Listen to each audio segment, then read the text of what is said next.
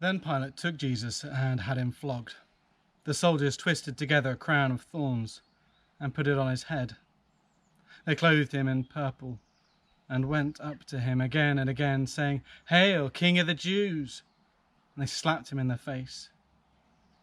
Once more Pilate came out and said to the Jews gathered there, "Look, I'm bringing him out to you to let you know that I find no basis for a charge against him."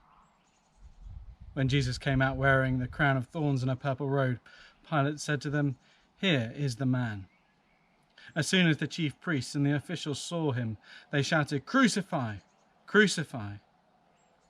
But Pilate answered, "You take him and crucify him. As for me, I find no basis of a charge against him."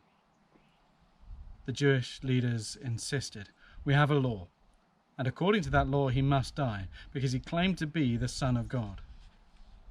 When Pilate heard this, he was even more afraid, and he went back inside the palace. "Where do you come from?" he asked Jesus. But Jesus gave him no answer. "Do you refuse to speak to me?" Pilate said. "Don't you realize I have the power either to free you or crucify you?"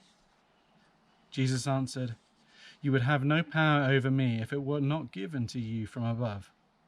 Therefore, the one who handed me over to you is guilty of a greater sin." From then on, Pilate tried to set Jesus free, but the Jewish leaders kept on shouting, "If you let this man go, you are no friend of Caesar. Anyone who claims to be a king opposes Caesar."